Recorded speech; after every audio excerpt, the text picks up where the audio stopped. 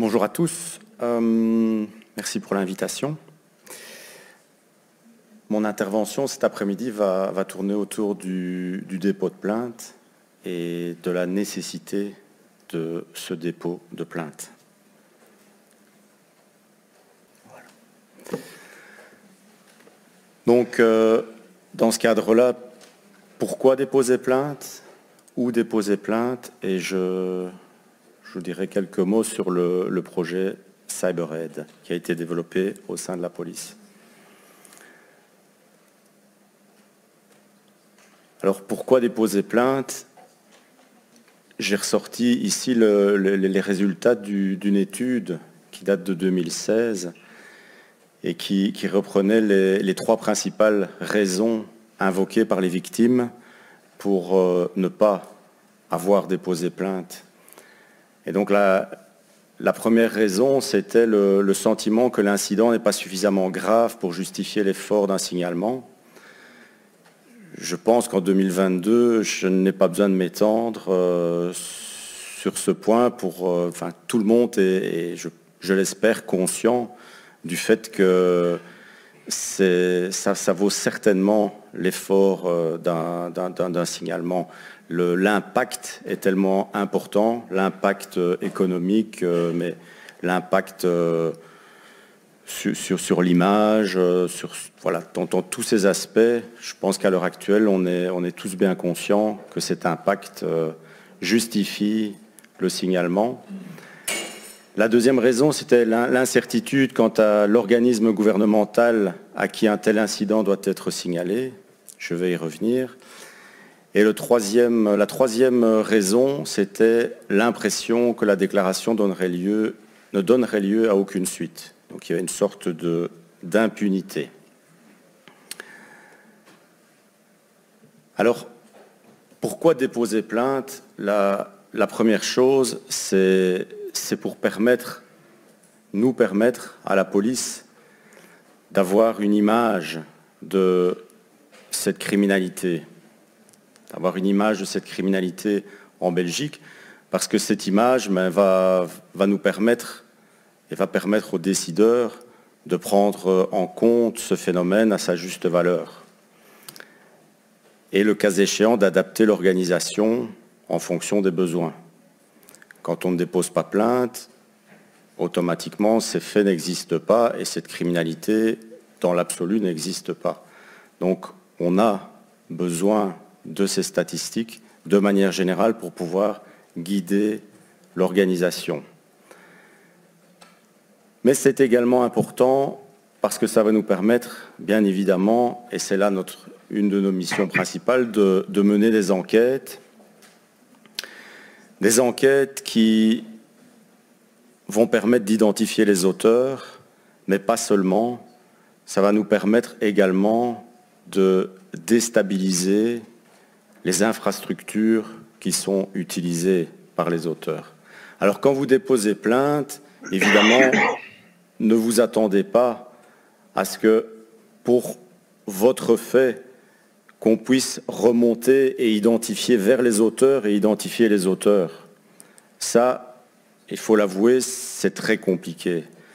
Mais quand vous déposez plainte, il y a toute une série de données qui peuvent être récoltées et quand on additionne toutes ces données avec les données obtenues dans d'autres faits, quand on partage ces informations avec des partenaires à l'international, ça nous permet à ce moment-là de mener des enquêtes au niveau international et d'identifier les auteurs qui sont derrière les faits.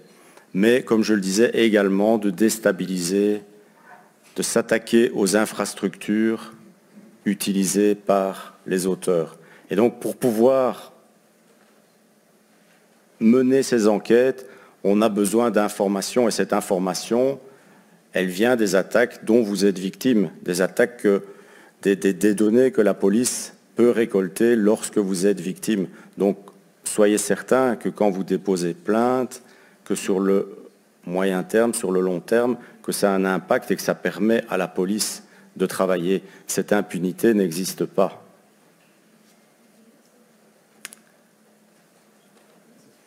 Alors, où déposer plainte? La réponse est très simple, c'est toujours auprès de la zone de police locale du siège de l'entreprise.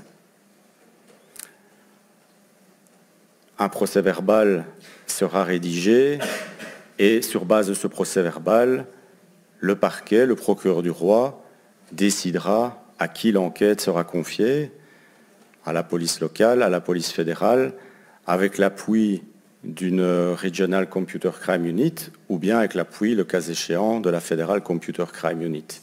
Mais pour vous, c'est très simple, c'est toujours auprès de la zone de police locale que la plainte doit être déposée.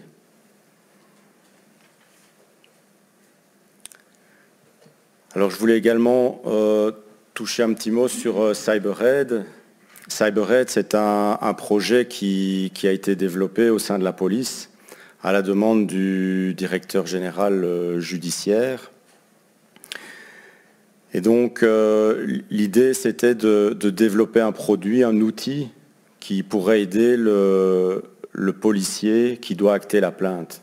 Parce qu'évidemment, quand vous vous rendez dans une zone de police locale, vous tombez sur un policier qui n'a peut-être, voire probablement, pas vraiment d'expérience en matière cyber.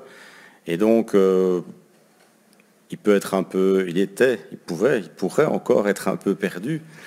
Et donc, l'idée, c'était de créer un outil pour aider ce policier qui doit acter la plainte. Et donc, on a développé un projet. Ça a été une collaboration entre la police fédérale et la police locale.